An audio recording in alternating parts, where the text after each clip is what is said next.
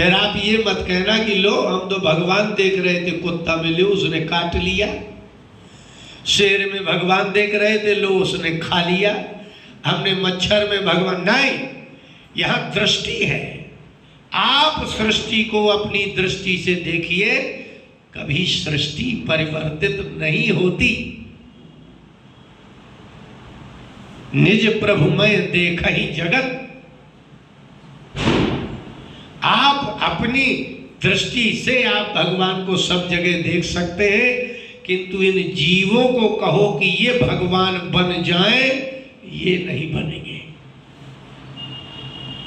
आपकी दृष्टि है, इसलिए मृत्यु से अमृत की ओर ले जाना है। कैसे? अभी हम आ रहे थे तो गुप्ता जी ने कहा कि कुछ ऐसा सुनाइए जो हम लोगों के योग्य हो, क्योंकि ये सब नदी के किनारे के वृक्ष है, जाने कब बाढ़ आ जाएगी। जिस पानी से नदी के तट का वृक्ष फलता है, बढ़ता है, पुष्पित फलित होता है, उसी तट के पानी से वह मारा जाता है। आप जिस जल के कारण जीवित हैं, जिस अन्न से जीवित है, इसी जल और अन्न के विकृत होने पर मृत्यु होगी। इसका तात्पर्य ये है कि भगवान ने मृत्यु के लिए अलग से कुछ नहीं बनाया। मृत्यु के लिए अलग सामान, जीवन के लिए अलग सामान, ऐसा नहीं है। जिससे आप जीवित हो उसी से मृत्यु होगी। जिस दिन आपके पेट में जल बिगड़ जाए, वात वायु बिगड़ जाए, कफ बिगड़ जाएगा, इसी से मृत्यु होगी। आपको एक कथा सुनाते हैं, वह आपको पता ही है, किंतु जो मुख्य बात है वो हम लोगों की उम्र के लिए है। भागवत महात्म्य के 4थे अध्याय से वो कथा प्रारंभ होती है। पद्म पुराण का महात्म्य है ये।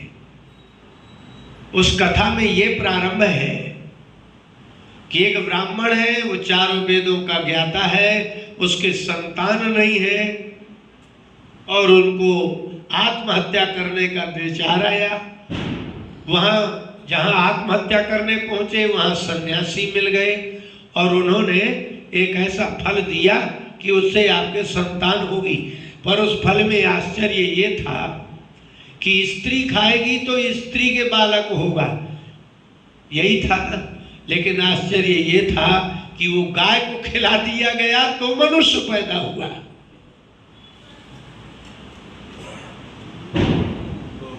कितना आश्चर्य है भाई। आपको तो चाहिए था पुत्र, तो आपको जो आपकी पत्नी अगर धुंधली खाए और मनुष्य पैदा हो जाए तो दिया ही इसीलिए था। किंतु ये क्या, गाय को दिया तो बछड़ा पैदा होना था। अगर मनुष्य की स्त्री खाए तो मनुष्य पैदा हो, और यदि गाय खाए तो फिर बछड़ा पैदा होना चाहिए था।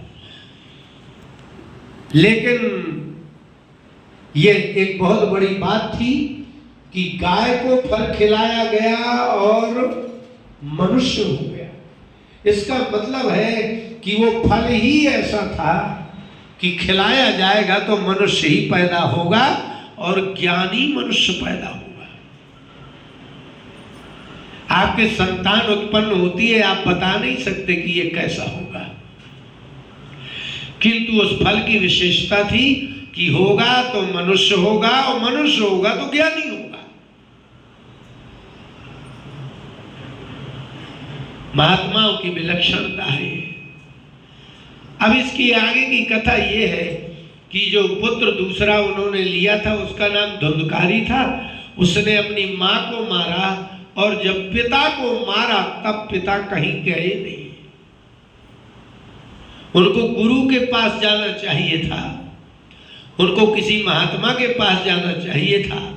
जब संतान नहीं हुई थी तो महात्मा के पास नहीं गए थे, महात्मा मिल गए थे वो गए नहीं थे किसी के पास, लेकिन वो मिल गए थे। ये उनके तपस्या का, वेद ज्ञान का, अग्निहोत्रादि का ये पुण्य था कि उनको महात्मा मिल गए। द्वितीय पुण्य का फल प्रभाव ये हुआ कि उनके गाय के जो पुत्र हुआ वो ज्ञानी ही मिला, और उसने उस ब्राह्मण देवता के गुरु का काम किया।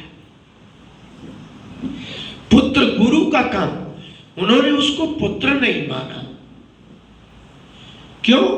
बोले मेरे घर में होता तो पुत्र होता, लेकिन गाय तो माता है, अगर गाय के पुत्र हुआ है तो ये हमारा पुत्र है ही नहीं। इसलिए गोकर्ण से आकर के कहा, उन्होंने कहा कि पिताजी आप कैसे? बोले दुख सुनाने आए हैं। अंतिम वाक्य है ये, मृत्योर माम अमृतम गमय। इस पर ध्यान रखिएगा, मृत्यु से अमृत की ओर, जहां मृत्यु ना हो उस देश के लिए बात हो रही है। गोकर्ण ने कहा ने कहा कि किम करो मैं करूं क्या? आप इस वृद्धावस्था में जब घर से दुखी होते हैं, आप कुछ करने लायक होते नहीं हैं और भागने लायक भी नहीं होते।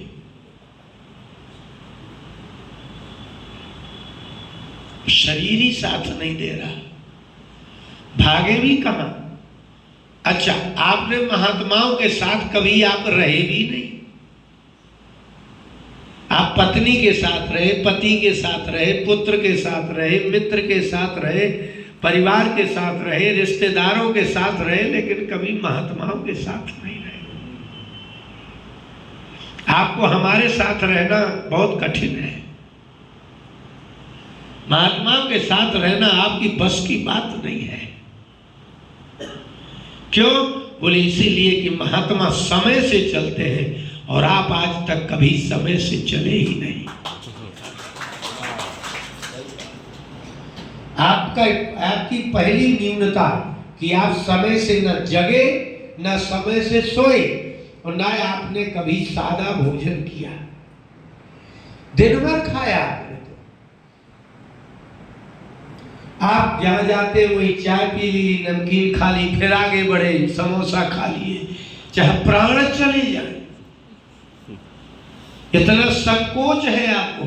आप दिन भर भोजन करते हैं, महात्मा दिन भर में एक बार खाते हैं। अब आप कैसे रह सकते हैं? यहां आपकी बड़ी चर्चा चलती है, उसका बहनोई, उसकी बहन, उसकी लड़की, उसका, वहां ये चर्चा भी नहीं होती। आपकी महात्मा से पटरी नहीं खाएगी, लेकिन महात्मा आपसे पटरी खिला लेते हैं। कितने आश्चर्य की बात है कि आपको कोई रिश्तेदार नहीं रखेगा, ना दामाद रखेगा, ना कन्या रखेगी, लेकिन आप चले जाइए महात्मा के यहाँ, ना वो आपकी जाति का होगा, ना आपके परिचय का होगा, ना मित्र होगा, और आप रह जाइए तो हमेशा के लिए रख देंगे। आपका इतना बड़ा हृदय नहीं है। क्या है वो? क्या है वो? उसका हृदय कैसा है कि ना आपसे कभी मिले ही नहीं।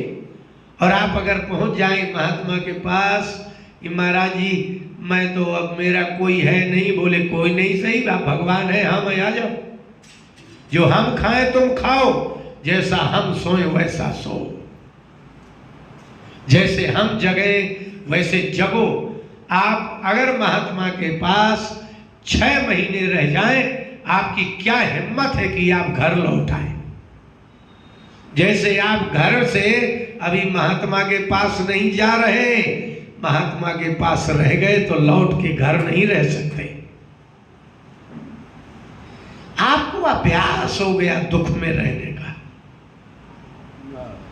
आपको दुख में रहने का अभ्यास हो गया है, इसलिए आप छोड़ नहीं सकते। महात्मा को विरक्ति में रहने का अभ्यास हो गया है इसलिए वो आपको त्याग सकता है। भोजन त्याग दिया है उसने, अच्छे कपड़े त्याग दिए उसने, परिवार त्याग दिया है उसने, अकेला रह रहा है, ताल ठोंक के सिंह के समान अकेले रहता है। और आप अपनी पत्नी के बिना पेशाब करने नहीं जाते, अपने बच्चे के बिना आप चल नहीं सकते। इसके बाद भी इतनी विपरीत आचरण होने पर भी आपको सिर्फ महात्मा ही रख सकते हैं, संसार में कोई नहीं। गोकर्ण ने कहा कि आप ये बात ध्यान रखिए कि हम उस धुंधकारी को समझाने नहीं जाएंगे। आपको अगर मेरी बात समझना हो तो बताऊं, और नहीं तो आप घर जाइए, रोइए, रोते रोते मर जाइए, बात खत्म। क्यों? बोले इसलिए कि सिद्धांत है कि आपको जिससे दुख मिलता है, यदि उसको कभी त्यागते नहीं है तो दुख भी समाप्त तो होता ही नहीं है। आपको जिससे दुख मिले और उसको आप त्यागे ना और फिर कहें कि हम सुखी हो जाएं, ऐसा संभव नहीं होता।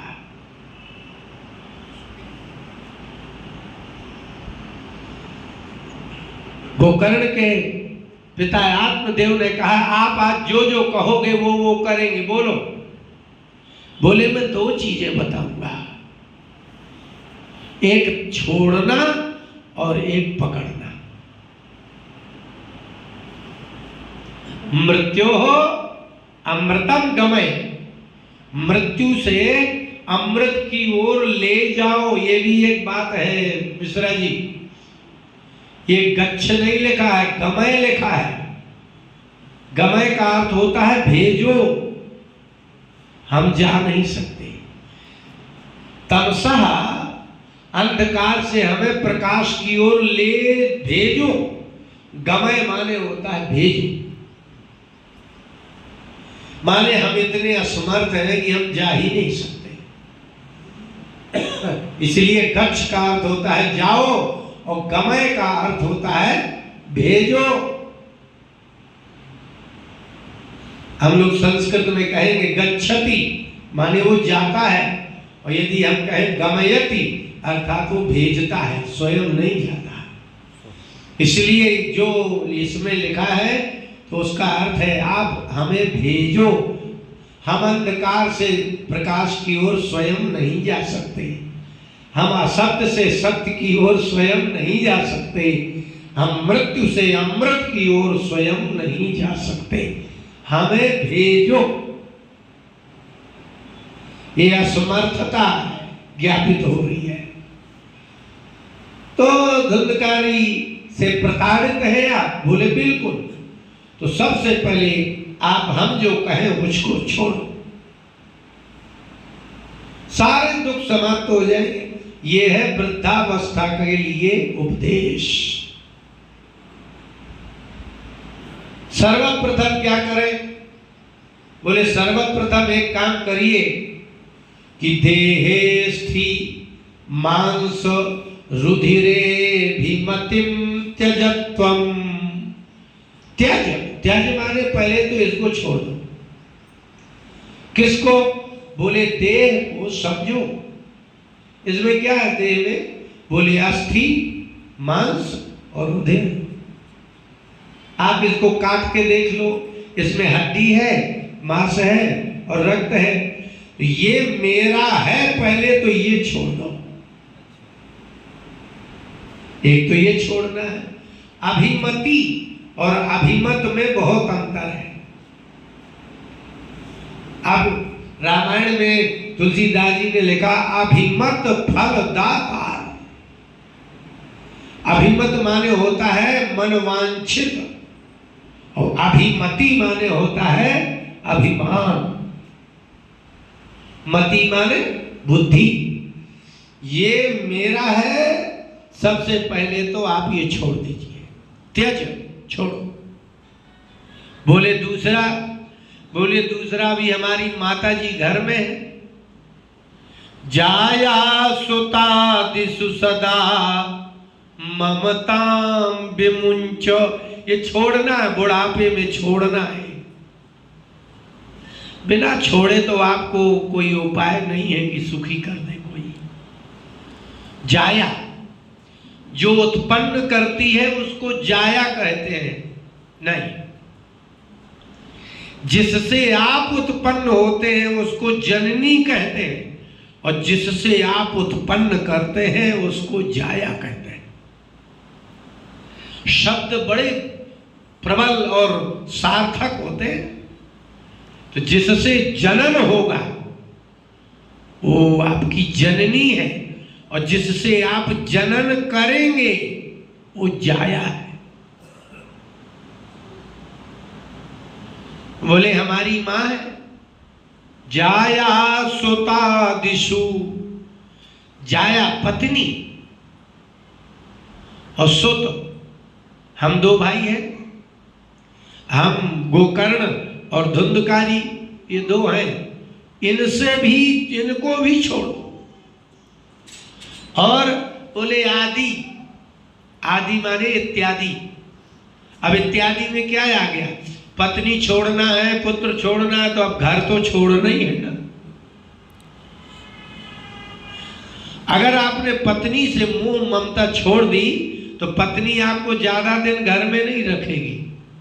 कहेगी जब तुम्हें हमसे मतलब नहीं था, अभी हम पढ़े काहे को, निकलो ना। इतना ही कहलवाना चाहते हो ना। इसलिए आप लोग मतलब रखते हो ऐसा अर्थ नहीं है, आप मजबूर हो कि आपको मतलब रखना ही पड़ेगा। आपका ज्यादा पाखंड नहीं चलेगा। आप कहो कि नहीं नहीं हम तो वृद्ध है, वैसे तो मतलब हमको कुछ है नहीं, ऐसा नहीं है। ये कहो कि आप मतलब के नहीं रह गए, आपको तो बहुत मतलब है। तो जाया पत्नी और पुत्र और इत्यादि में धन, मकान, इन सब में आप ये कह दो कि ये मेरा नहीं है, बात खत्म। अभी त्यज और मुंच, त्यज छोड़ो, मेरा अब 60 साल की उम्र थी उनकी। गोकर्ण के पिता का लिखा है गत 60 वर्षा, शर्मा जी तो 67 साल के हो गए, लेकिन इनकी पत्नी अच्छी है। इसलिए हम बता रहे थे, मार्कंडेय पुराण में लिखा है कि अगर आपको शादी करना हो तो पहले इस मंत्र का जप करो कि हे मां भगवती, मुझे ऐसी पत्नी दो जो मुझे संसार सागर से पार करा दे। कितनी गजब बात है। पत्नी ऐसी दो, पत्नी मनोरमाम देहि मनोवृत्तानुसारिणीम, ऐसी दो जो मेरे मन के अनुसार चले, लेकिन तारणीम दुर्ग संसार सागरात, संसार सागर से पार कर दे। अगर ऐसी पत्नी चाहते हो तो वही भगवती ही आएगी पत्नी बन के। तो सागरस्य कुलोद्भवा, परिवार एक समुद्र है, इससे पार होना बहुत कठिन है। यदि आपने भगवती से कहा कि मां मुझे ऐसी पत्नी दो